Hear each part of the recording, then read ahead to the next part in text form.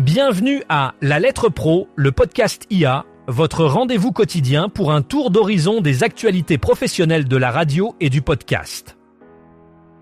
Je suis Brulatour, le rédacteur en chef de La Lettre Pro. Aujourd'hui, nous allons explorer plusieurs sujets passionnants liés à notre industrie. Voici un aperçu des titres du jour. Premièrement, une étude récente révèle que 80% du temps passé en ligne est capté par les appareils mobiles. En mai, 56 600 000 Français se sont connectés à Internet, ce qui représente 88% de la population. Chaque jour, ils ont passé en moyenne près de 3 heures à surfer, avec une nette préférence pour le mobile. La finale de la Ligue des Champions a particulièrement attiré l'attention, avec 12 500 000 visiteurs uniques le jour du match PSG contre Inter Milan. Lors de son assemblée générale annuelle, le syndicat des producteurs indépendants et professionnels de l'audio, connu sous le nom de PIA, a réélu Katia Saneroth de Louis Média en tant que présidente. Le PIA a saisi cette occasion pour réaffirmer son engagement à soutenir la structuration du secteur du podcast natif et à renforcer la reconnaissance des œuvres sonores. Le syndicat a également souligné l'importance de soutenir les formats culturels, notamment la création jeunesse, les formats narratifs et les documentaires de société. Le PIA appelle à une action urgente pour soutenir la création sonore, soulignant que ces initiatives sont cruciales pour l'avenir de l'industrie. Ce plaidoyer s'inscrit dans un effort plus large pour renforcer la position des créateurs de contenu audio dans le paysage médiatique actuel. Deezer, la plateforme de streaming, cherche à renforcer son rôle central dans l'écosystème musical en France, surtout en cette période de festivals estivaux. Une étude réalisée par Opinionway pour Deezer met en lumière l'importance du lien entre la musique en ligne et les expériences de concerts live, un aspect que les jeunes Français jugent essentiel. En participant à de nombreux événements musicaux cet été, Deezer vise à consolider ce lien social que la musique crée parmi les jeunes. Cette initiative est cruciale pour Deezer, qui souhaite s'imposer comme un acteur incontournable du secteur musical. La plateforme espère ainsi répondre aux attentes des jeunes consommateurs, pour qui la musique est non seulement un divertissement, mais aussi un vecteur de lien social et d'expériences partagées. Guillaume Steubert est un véritable homme orchestre à Radio Mont-Blanc. À seulement 22 ans, il se distingue par sa polyvalence et son talent exceptionnel dans chaque domaine de la radio. Que ce soit la production, l'animation ou la technique, Guillaume maîtrise tous les aspects de la station. Sa capacité à jongler avec ses différentes responsabilités fait de lui un atout précieux pour Radio Mont-Blanc. Il incarne la nouvelle génération de professionnels de la radio, capables de s'adapter à un environnement en constante évolution. Son engagement et sa passion pour la radio sont palpables et inspirent ses collègues. À travers son parcours, Guillaume démontre que la jeunesse n'est pas un obstacle, mais bien une force lorsqu'elle est associée à la compétence et à la détermination. Radio Mont-Blanc bénéficie pleinement de ce jeune talent, dont l'avenir s'annonce prometteur dans le paysage radiophonique français. Cet été, Radio France lance la 5e édition de son Académie des antennes dans le cadre du programme Égalité 360. Cette initiative vise à offrir à 35 nouveaux talents, souvent éloignés des circuits traditionnels, l'opportunité de découvrir les métiers de l'audio. L'Académie des antennes se veut un tremplin pour ces passionnés de radio, leur permettant d'acquérir une expérience précieuse et de développer leurs compétences dans un environnement professionnel. Le programme met l'accent sur l'inclusion et la diversité en cherchant à intégrer des profils variés et à enrichir le paysage radiophonique français.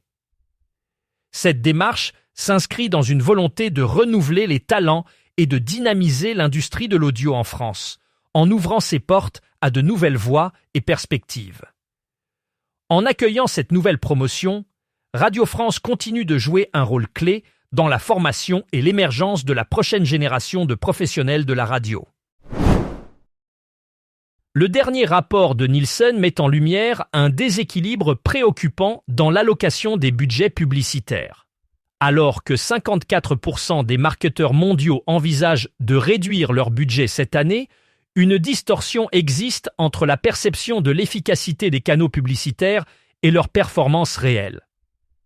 En particulier, la radio et les podcasts, qui affichent des retours sur investissement élevés, sont sous-utilisés dans les stratégies médias. Malgré une faible reconnaissance perçue, ces canaux audio offrent un retour sur investissement supérieur juste derrière les réseaux sociaux. Ce décalage entraîne une sous-exploitation des leviers rentables, impactant la croissance des marques. Nielsen souligne que des indicateurs clés de performance propriétaire peuvent induire en erreur et recommande une analytique orientée vers la donnée pour intégrer l'audio dans des stratégies optimisées. Aux États-Unis, la radio touche chaque semaine 27,4 millions d'auditeurs afro-américains, un niveau de reach comparable à celui de la TV connectée, mettant en évidence l'importance de ne pas négliger ces supports à large audience. La commission de la carte d'identité des journalistes professionnels a déjà traité plus de 33 000 demandes de cartes de presse en 2025. Cela représente une activité soutenue pour la commission, qui doit gérer un flux constant de demandes.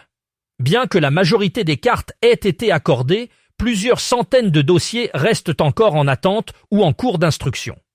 Ce chiffre est particulièrement pertinent pour les professionnels de la radio et de l'audio digital, qui dépendent souvent de cette carte pour exercer leur métier et accéder à certaines ressources professionnelles. La situation actuelle met en lumière l'importance de ce document pour les journalistes, tout en soulignant les défis administratifs que posent un nombre croissant de demandes chaque année. C'est un rappel de la vitalité du secteur et de la nécessité d'un traitement efficace pour soutenir les professionnels de l'information. La Ferrarock, fédération regroupant 25 radios associatives musicales en France, a pris une décision stratégique en rejoignant officiellement la Confédération nationale des radios associatives, CNRA, et le Syndicat national des radios libres, SNRL. Cette initiative intervient dans un contexte de transformation des modes de diffusion et d'incertitude concernant les financements publics. Créée en 1991, la Ferrarock s'est imposée comme un acteur clé pour la promotion des musiques actuelles locales. En rejoignant la CNRA et le SNRL, elle vise à renforcer la représentativité des radios musicales lors des débats nationaux. Cette démarche vise à mutualiser les ressources et à parler d'une seule voix face aux évolutions du secteur. Les radios membres de la Ferrarock, qui emploient en moyenne 3,25 salariés et mobilisent 63 bénévoles, réalisent de nombreuses actions culturelles et diffusent plus de 70% de productions françaises. L'union de ces organisations renforce la coopération interprofessionnelle au sein du secteur culturel. Les podcasts de Radio France embarquent à bord des TGV Inouï grâce à un partenariat avec SNCF Voyageurs. Plus de 250 épisodes de 17 séries phares des radios du service public, incluant France Inter, ICI, France Culture, France Musique et FIP, sont désormais disponibles sur le portail Wi-Fi de tous les TGV Inouï. Ce partenariat vise à enrichir l'expérience des voyageurs en leur offrant un accès facile à une variété de contenus audio de qualité durant leur trajet. Cela représente une opportunité pour Radio France d'élargir son audience en touchant les nombreux passagers qui utilisent quotidiennement les services de la SNCF. Ce développement s'inscrit dans une stratégie plus large de Radio France pour promouvoir le podcast comme un média incontournable, tout en renforçant sa présence dans le paysage audio numérique. Merci d'avoir écouté La Lettre Pro, le podcast IA. Pour plus d'informations sur ces sujets et bien d'autres, rendez-vous sur notre site lalettre.pro.